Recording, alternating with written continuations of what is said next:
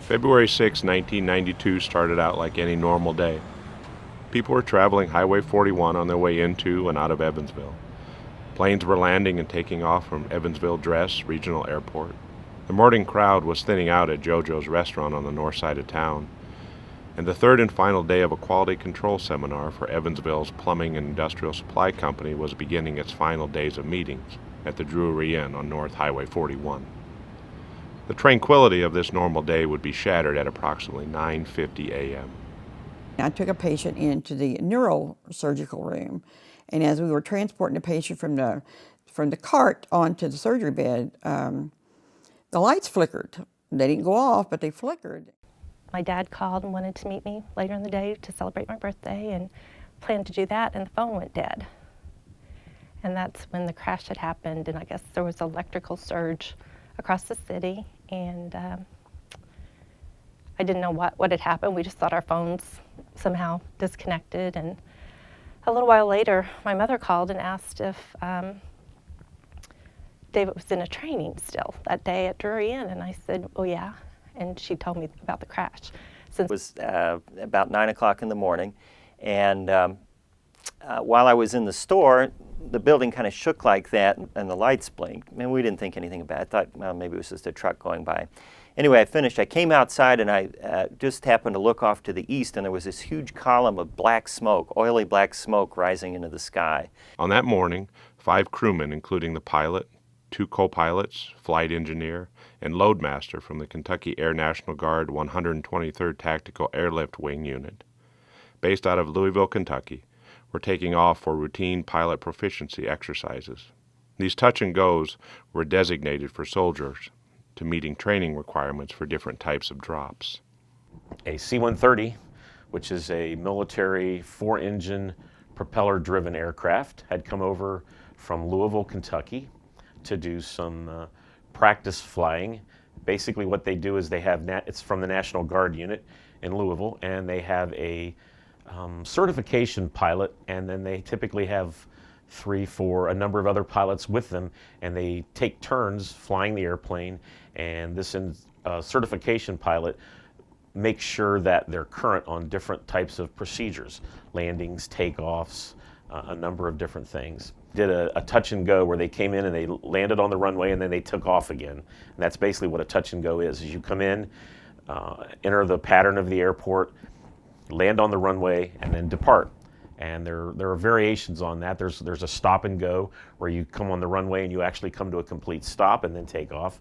And there's another one called a low approach where they don't actually touch down on the runway. They stay anywhere from 50 to 500 feet above the runway and just fly over the surface area of what would be the runway. When the 5-member crew launched, the co-pilot, who was under supervision from the instructor pilot, was flying the plane. During takeoff, an engine failure was simulated on the Lockheed C-130B Hercules, which is what the crewmen were practicing that Thursday morning. Lieutenant Vincent Rin Yankar became distraught with air traffic control and checklists and did not notice the plane losing altitude. That day I was assigned to Motor Patrol, me and my partner Dave Burris.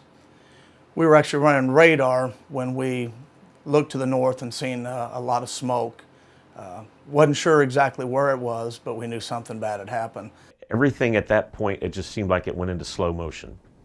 I mean, I watched the aircraft kind of do a bank because they were making a left turn to go to 160, and it almost felt like the aircraft sort of almost stopped. Report from WFIE's Newswatch. Good morning, I'm Ann Comas. Here is what we know. A Lockheed C-130 National Guard turboprop 4-engine military transport plane has crashed into JoJo's and the Drury Inn on Highway 41 at Lynch Road. The Lockheed C-130B Hercules continued to lose altitude and eventually nosedived directly behind JoJo's restaurant on Highway 41, just south of Evansville's airport, creating a cavity 8 feet deep and 12 feet wide. The plane was carrying 6,000 pounds of aviation fuel.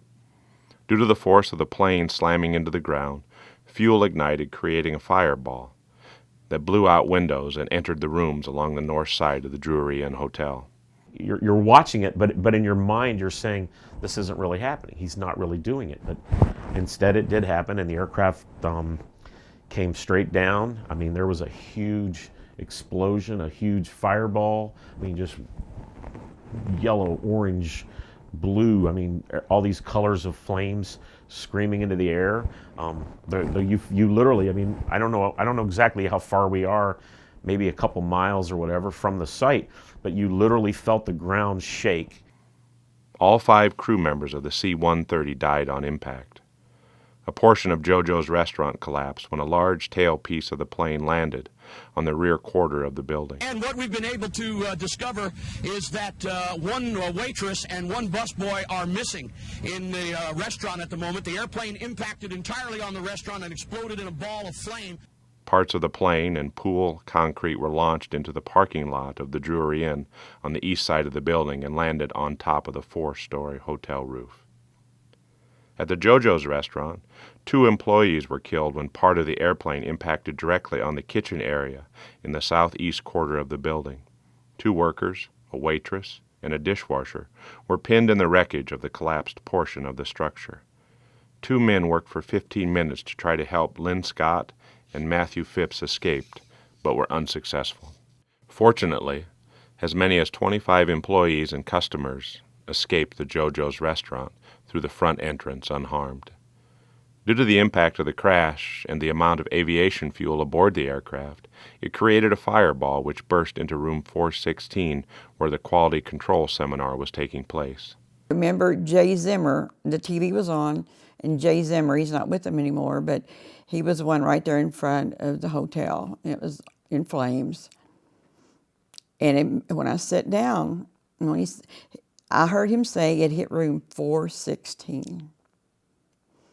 And immediately a voice said, "Brenda, I've taken him home."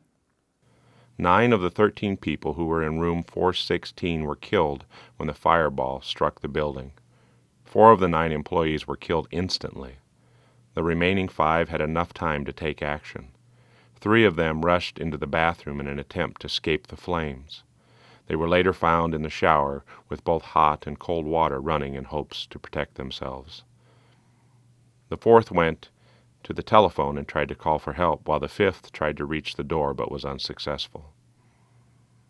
Standing just a few feet from the door were Tom Welsh, Mary Lou Owning, Lynn Jackson, and William Capodogli, suddenly found themselves in a life-or-death situation. Capodogli made it to the balcony overlooking the hotel lobby, unaware that anyone else would make it out of the room. During this time, Welsh and hotel guest Jack Eddy pulled Jackson into a room across the hall that had not been engulfed with flames. All 4 survivors from room 416 had serious injuries. Nearly 2 hours after the plane crash at 11:44, the fire was pronounced under control. Due to the fire, dental records were used to identify some of the victims who were found inside the Drury Inn.